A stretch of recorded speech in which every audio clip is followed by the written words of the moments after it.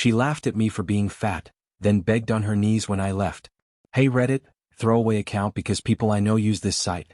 I never thought I'd be that guy posting in here, but life really blindsided me, and I don't know if I'm looking for advice or just trying to put my story into words so I can breathe again. My name's Ethan, 38. My wife, well, soon to be ex, is Madison, 36. We've been married for 10 years, together for almost 13. If you'd asked me a year ago, I would have said we had a pretty normal, steady marriage. Not perfect, but we had a house, stable jobs, no kids, but we talked about maybe trying in the future. I've never been the handsome, chiseled type. When Madison and I first got together, I was just an average guy, a little soft around the middle but funny, loyal, the type who worked long hours and still came home to cook dinner. Madison was stunning, tall, bright smile, dressed sharp even when she was just running errands. I always felt like I married up, but she always brushed off my insecurities and said I was what she wanted. Safe, stable, good-hearted. Fast forward a decade though and I wasn't the same guy. Work stress piled on, I stopped going to the gym, stopped caring about how I looked. 10 years of late-night takeout, skipped workouts, and stress drinking left me almost unrecognizable. I was 80 pounds heavier, sluggish, tired all the time. My mom even told me once, "You're lucky anyone married you, Ethan." Madison would laugh and say, "She's just joking," but I could see it in her eyes, she wasn't joking. The signs were there before I admitted them. Madison started pulling away physically and emotionally. She'd reject intimacy with lines like, "I'm too tired," or, "Maybe if you tried losing some weight, Ethan, I'd feel more attracted." She said it like a joke, but it wasn't funny. I started believing it was all my fault, that I was the reason our marriage felt cold. And then she started going out more. Girls' nights, work events, networking dinners. She'd leave the house in dresses I hadn't seen her wear in years, with perfume I never smelled on her around me. I'd be sitting at home with a microwaved meal while she waltzed out looking like she was heading to a date. I told myself I was being paranoid, that I was insecure because of my weight, that Madison deserved to have fun, that she was putting up with me while I was letting myself go. I gaslit myself so hard I didn't even see what was right in front of me. I should have trusted my gut sooner. Because the night I finally found out the truth, my whole world cracked in half. It happened by accident like these things always do. I wasn't snooping. I wasn't digging. If anything, I'd been bending over backwards not to see the truth. Madison left her laptop on the kitchen counter one night. She was in the shower, humming, getting ready for another work dinner. I only needed to print something for my job, so I opened it up. She hadn't logged out of her messages. At first, I saw group chats with her friends, brunch plans, Pilates jokes, gossip. Normal. Then my stomach dropped when I noticed a chat with a contact saved only as J. Curiosity killed me. I clicked. And there it was. Text that made my heart pound so loud I swear I could hear it in my ears. "Last night was insane. You make me feel alive again. I don't know how much longer I can pretend at home." He has no clue. He's too busy shoving food in his face to notice. And the one that broke me. I can't believe I still let him touch me. It's disgusting. Attached were photos, selfies of Madison in lingerie I'd never seen before, photos of her at a hotel room mirror, pouting, with him behind her, shirtless, his hand on her hip. I slammed the laptop shut so hard it echoed through the kitchen. My chest was tight, my throat dry, like my body didn't even know how to process what I'd just seen. When Madison came out of the shower, towel around her, she was smiling, glowing. She asked, "Ethan, do you think this dress is too much for a work dinner?" And I just stared at her. The woman I thought I knew, the one I thought I was lucky to have, had just turned into a stranger before my eyes. I felt humiliated, betrayed, small. Like everything people had been saying behind my back, about my weight, about being lucky she stayed with me, was true. And the worst part? I couldn't even breathe a word. Not yet. I sat there, silent, while she pranced around the bedroom, choosing earrings, humming, spritzing perfume, getting ready to cheat on me again. That night, I lay in bed alone, staring at the ceiling, waiting for her to come home. My hands were shaking. My chest felt hollow. I knew I had to confront her, but I also knew she'd lie, twist, gaslight, maybe even cry. I had the evidence. I had the truth. But I wasn't ready for the storm that came when I finally threw it in her face. The next morning I couldn't fake it anymore. I sat at the kitchen table, staring at my coffee like it was going to give me answers. Madison walked in wearing yoga pants and a tank top, her hair in that messy bun she knew I liked. She kissed my cheek like nothing had happened. I stopped her mid-sentence. "Who's Jay?" Her smile faltered, but only for a second. She laughed, forced and sharp. "What are you talking about, Jay?" You're imagining things. I slid her laptop across the table. Opened it. The chat was right there. I didn't even need to say a word. Her face drained of color. Then instantly the tears came. She dropped to her knees right there on the kitchen floor, clutching my arm.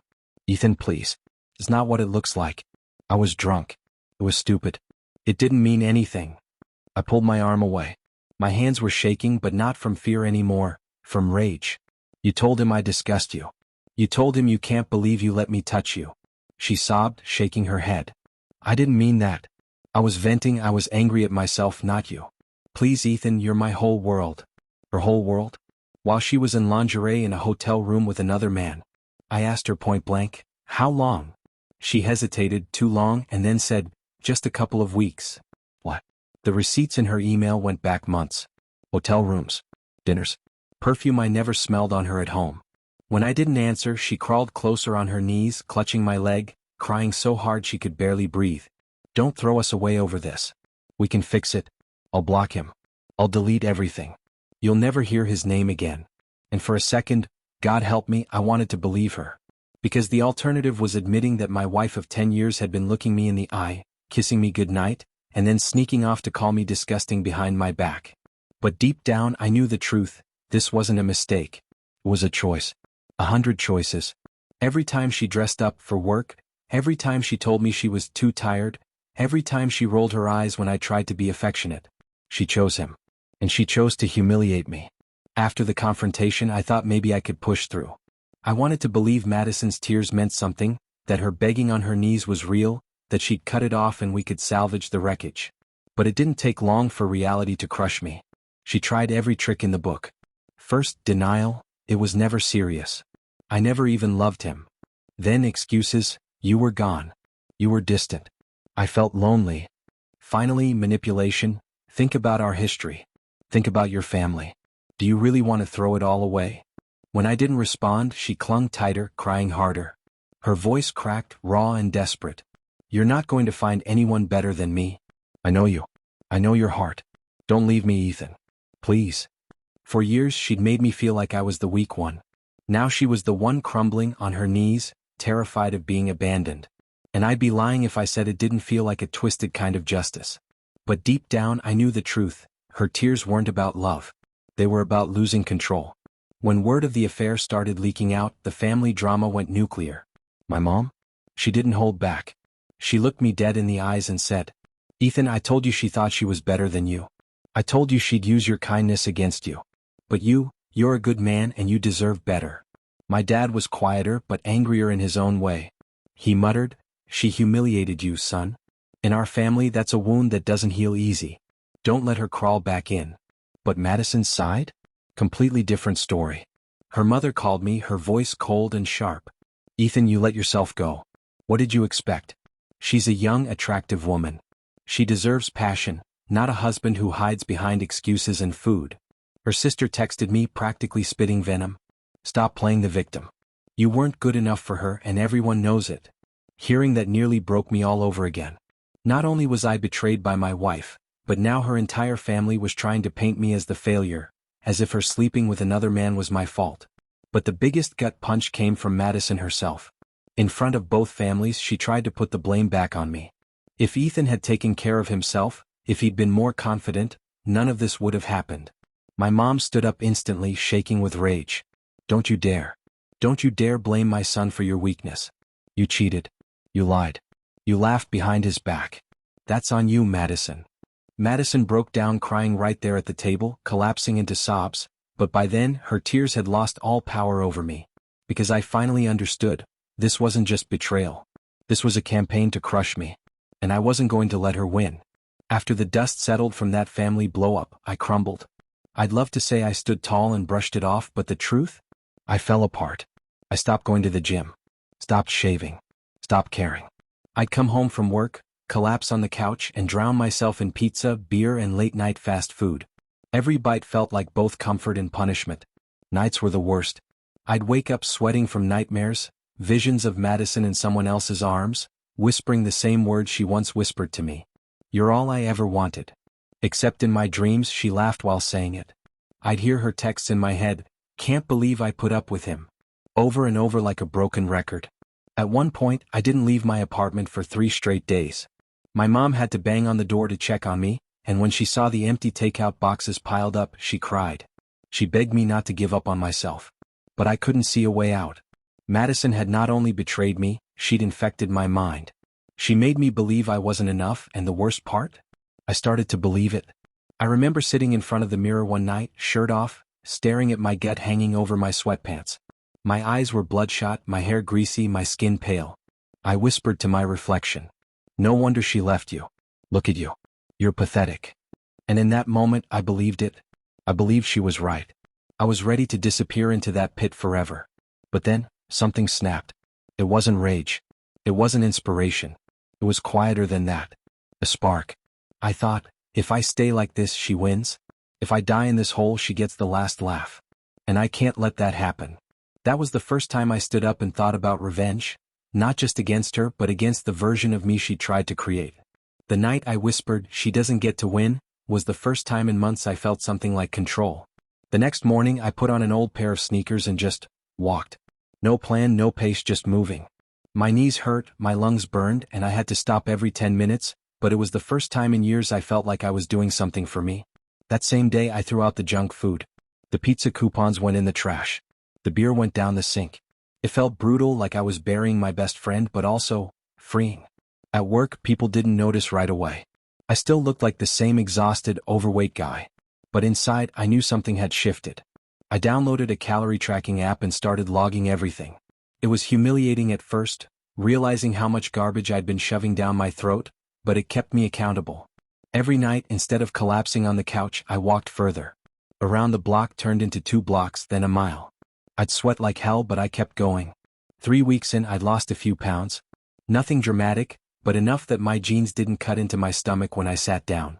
For the first time in years, I actually loosened my belt instead of tightening it. And here's the part that made me smile like an idiot. I caught a reflection of myself in a shop window one night. Sweaty, tired, still fat, but I was moving. I wasn't the guy Madison laughed about in her texts. I was becoming someone else. That night I went home, showered, looked in the mirror and said out loud, "She doesn't get to define me anymore." It was small. But it was the beginning of revenge. Not loud revenge. Not petty revenge. The best kind, becoming the man she'd regret losing. The months that followed were brutal, early mornings, sore muscles, cravings that nearly broke me. But every time I thought about quitting, I'd remember Madison's words, the text she sent mocking me, and the image of her kneeling and begging after I caught her. That anger beamed fuel. By the 6-month mark, I was down nearly 50 pounds. My coworkers started noticing first. "Damn, Ethan, you're shrinking," they'd say in the break room. At the gym, strangers actually gave me nods of respect. I changed my wardrobe too. No more oversized hoodies hiding my body. I bought fitted shirts, decent jeans, even invested in a leather jacket I'd never have dared to wear before. And the craziest part? Women actually started noticing me again. A barista at my local coffee shop smiled a little too long. A woman jogging past me gave a thumbs up and a "keep going." I wasn't invisible anymore. But the transformation wasn't just physical. For the first time in years, I had control. I set goals, crushed them, and then set bigger ones. I wasn't just losing weight. I was building muscle, building confidence, building a life that wasn't centered on being someone's doormat. I even started posting progress photos online. At first, it was just to keep myself accountable, but then strangers began commenting, "Dude, you're inspiring. Keep going, man. Proof that you don't need anyone but yourself." Every like, every comment was another nail in the coffin of the old me, the broken husband who thought he wasn't good enough. I wasn't just proving Madison wrong anymore. I was proving myself wrong. And for the first time in a long time, I looked in the mirror and actually liked the man staring back. It was inevitable. One night, months after I'd dropped the weight and started showing up as a new version of myself, my phone buzzed. The name on the screen made my stomach tighten. Madison. At first, I thought about ignoring it, but curiosity got the better of me. Her message was short. "Ethan, I miss you. Can we talk?" I almost laughed out loud. The same woman who once sneered at me, who called me pathetic and made me believe I was lucky to have her, was now crawling back. Over the next few days, she flooded my phone, texts, voicemails, even DMs on social media. Every single one followed the same script. Crying, begging, apologizing. "I made a mistake, Ethan. You were always the best thing in my life. I didn't know what I had until I lost it. Please, we can fix this. I'll do anything. She even showed up at my apartment once, mascara streaked, literally on her knees in the hallway begging me to give her another chance. She clutched my hand, sobbing, whispering about how she was confused and lost. But here's the thing, her timing was too perfect. She didn't miss me when I was overweight and broken. She missed me now that I was in shape, confident, and finally living my own life. It wasn't love she wanted. It was control. And I wasn't giving it to her. I told her as much. Madison, you didn't love me. You loved having someone to belittle, someone to make you feel better about yourself. You cheated, you mocked me, and you broke me. Now that I've built myself back up, you don't get to benefit from that. Not anymore. Her face crumpled and she tried one last dagger. No one will ever love you the way I did. I smiled, calm as I'd ever been. God, I hope not. And then I shut the door. 4 months, I'd carried the weight of humiliation. Her mocking texts, her family blaming me, even my own mother saying I was lucky she stayed with me. That sting never really left me. So when Madison tried crawling back, crying about her mistakes, I realized I didn't just want to reject her privately. I wanted everyone who had defended her, mocked me, or turned a blind eye to finally see her for what she was. I gathered the evidence, the messages I'd found, the hotel receipts, even screenshots of the texts where she laughed about my weight with her lover. Then I did something bold. At a family gathering with both sides present, her parents, siblings, my family, I stood up, glass in hand. Everyone thought I was about to make some boring toast. Instead, I pulled out my phone and said, "You all want to know why Madison and I aren't together anymore? Let me show you." I mirrored my phone to the TV and played a slideshow of her texts. The ones where she called me disgusting, where she told her lover she deserved a real man. Gasps went around the room. Her father muttered something about it being private, but I cut him off. Private? She made it everyone's business the second she decided to humiliate me behind my back. You all blamed me, said it was my weight, said I should be grateful she stayed. Well, here's the truth. Madison is a liar, a cheat, and a coward. Madison was sobbing on her knees again, screaming for me to stop. Her mom tried to shield her, but it was too late. The evidence was out there, undeniable. My sister hugged me afterward and whispered, "You finally got your dignity back." As for Madison's lover? He dumped her the next week. Word spread fast, and suddenly she wasn't the glamorous wife who deserved better. She was the cheating wife who lost everything. And for the first time in years, I wasn't the one carrying shame. She was. After the public fallout, everything shifted. For years, I'd been the man mocked for my weight, pitted for being lucky to have a wife, and silently carrying the shame of betrayal. Now the tables had turned. Madison had nothing left. Her lover dumped her, her reputation tanked, and even her own family looked at her with embarrassment. Meanwhile, I was finally free. I threw myself into my new life. I traveled, something I'd always put off because Madison didn't like it. I bought a motorcycle, joined a local fitness group, even started learning photography. My body was healthier, but more importantly, my mind was clear. One night, standing on a mountain trail with my camera, watching the sun dip below the horizon, I realized I wasn't just surviving anymore. I was actually living. Madison tried reaching out again months later. Emails, late-night calls from unknown numbers, even a handwritten letter saying she still loved me. I never answered. That chapter was burned. The biggest lesson? I thought betrayal had destroyed me. But it actually freed me. I had to lose Madison to find myself. So if anyone reading this is where I was, broken, humiliated, doubting your worth, listen, betrayal isn't the end. Sometimes, it's the fire you need to rebuild from ashes into someone stronger, sharper, and unstoppable. And trust me, life on the other side of betrayal is brighter than you can imagine.